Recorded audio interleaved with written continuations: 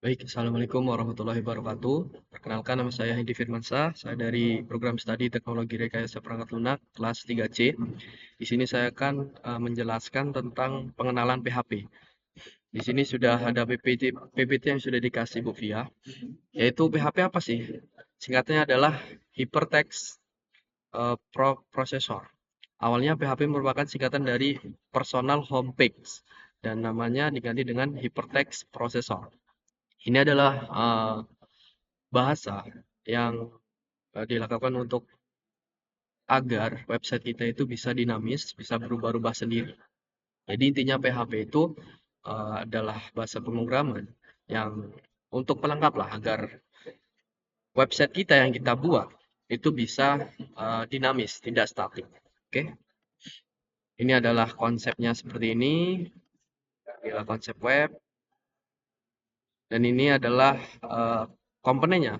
Dari klien itu ada Chrome, Firefox, Safari, Chrome, OS, dan lain-lain.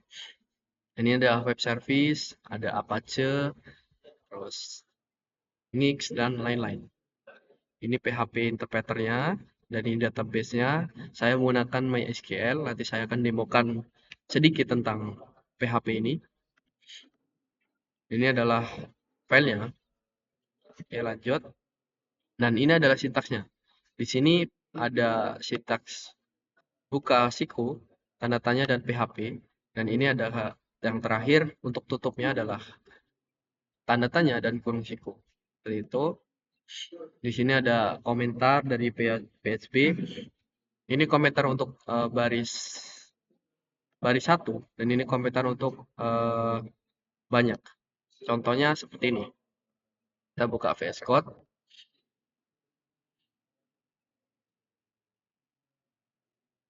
Oke, coba kita terangkan dulu.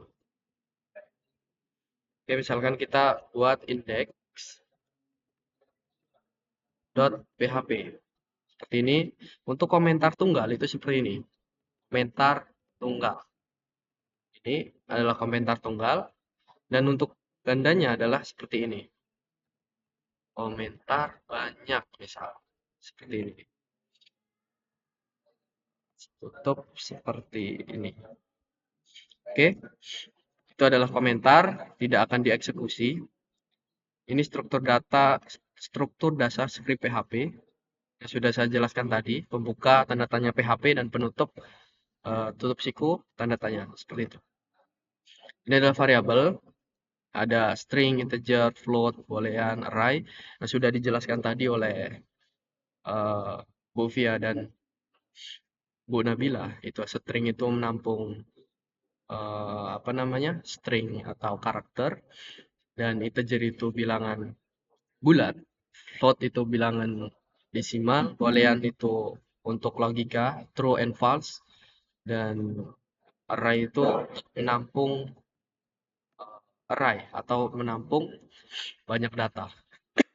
Dan ini variabel, ini ada contohkan seperti ini, dan ini ada variabel yang boleh digunakan dan tidak boleh digunakan. Contohnya seperti ini. Yang boleh digunakan adalah, misalkan ini adalah pembuka, seperti ini, PHP, dan ini adalah penutup, seperti ini. Nah, oke, ini kita ngodingnya di sini. Misalkan contohnya variabelnya nama seperti ini. Ini adalah variabel yang boleh digunakan. Tapi apa sih variabel yang tidak boleh digunakan? Misalkan nama kamu. Ini tidak boleh. Ini error. Yang boleh adalah seperti ini. Nama kamu. Nah, ada slash-nya. Seperti itu. Dan pertama memakai apa namanya? Karakter seperti ini juga tidak boleh. Add seperti ini. Nah, ini error. Terus yang tidak bisa itu ada spasi, pakai karakter seperti ini. Dengan angka pun tidak boleh. Nah, ini akan error. Oke, mungkin itu variabelnya.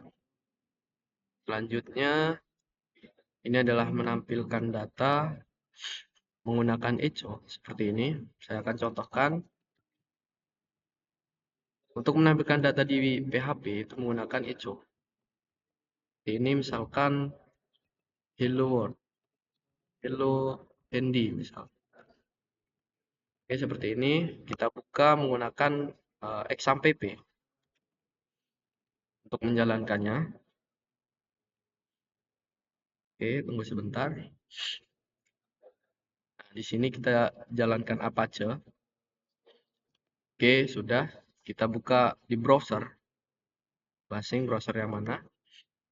Coba yang ini. Saya menaruhnya di localhost.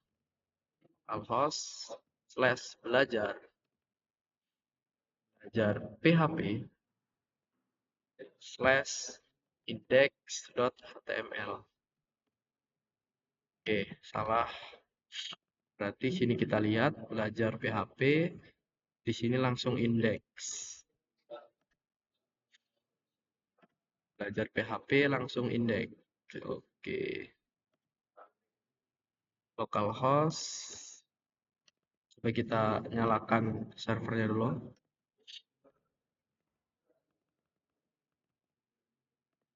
Oke, kita taruh foldernya itu di htdocs dari file XAMPP-nya. Ini belajar PHP, setelah itu index. Oke, seperti ini. Nah, ini kita buat seperti ini. Coba kita buka di Chrome. Oke, localhost belajar PHP index. Nah, seperti ini. Wait, localhost belajar PHP index.php. Nah, ini adalah komentar yang tadi. Yang ini seperti ini. Ini adalah yang punya saya tadi. Ini kita hapus saja. Nah, echo ini adalah untuk menampilkan di dalam PHP itu bisa menggunakan echo, bisa menggunakan print. Yang sudah diketahui tadi, yang sudah baca, yaitu echo itu menampilkan agar dia lebih cepat, dan print itu menampilkan jika dia ada return value. Jadi coba refresh. Nah, ini hello Handy. Oke, seperti ini hello Handy. Nah, oke, selanjutnya ini adalah variabel. Nah, ini operator. Di sini ada operator, misalkan kita ingin menampilkan misalkan variabel A itu nilainya adalah 6 dan variabel B itu nilainya adalah 5. Nah, kita ingin menambahkan dengan hasil. Sorry. Kita tambahkan misalkan variabel hasil sama dengan variabel A ditambah variabel B. Seperti ini. Oke, untuk menampilkannya di sini menampilkan hasilnya. Jadi hasil pakai titik variabel hasil. Nah, seperti ini. Coba kita refresh. Masih salah. Di sini 6 hasilnya yaitu variabel A ditambah variabel B. Dan hasilnya adalah hasil. Harusnya benar. Hasilnya adalah 11. Oke, benar. Ini spasi aja. Ini. Oke, hasilnya adalah 11. Itu operator tambah. Operator kali kurang sama saja. Seperti ini misalkan di sini kurang. Berarti hasilnya harusnya 1. Oke, benar. Kalau ini dikali, oke, 30, benar. Nah, itulah adalah operator-operator dari aritmatika. Ini adalah perpakatan, ada modulus, dan ada yang lainnya. Ini adalah operator logika. Di sini ada AND, ada NOT, OR.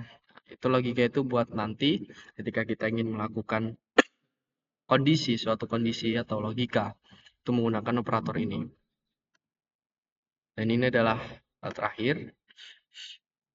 Misalkan kita membuat seperti ini. Misalkan variabel nilai sama dengan 70. Seperti ini. Di sini ada if.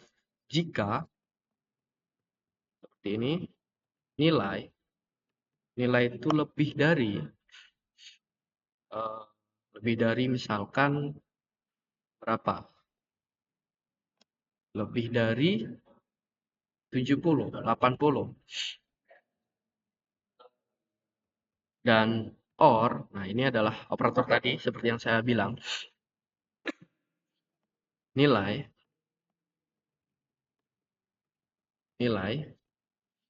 kurang dari 90. Berarti seperti ini. Dia akan menampilkan echo nilai Anda, misalkan Anda loss. Jika tidak, else. Misalkan echo Anda gagal. Berarti di sini nilai ini adalah 70, berarti dia dikurang dari 80. Harusnya hasilnya Anda gagal. Coba kita refresh. Kok Anda lolos? Oke, oh ini di sini atau.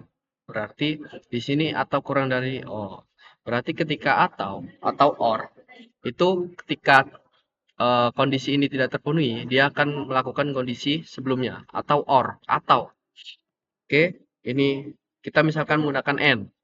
Nah, kalau n ini dia akan mengeksekusi. Jika ini tidak terpenuhi, dia akan menampilkan yang false, yang salahnya. Berarti ini hasilnya Anda gagal. Oke, benar ya.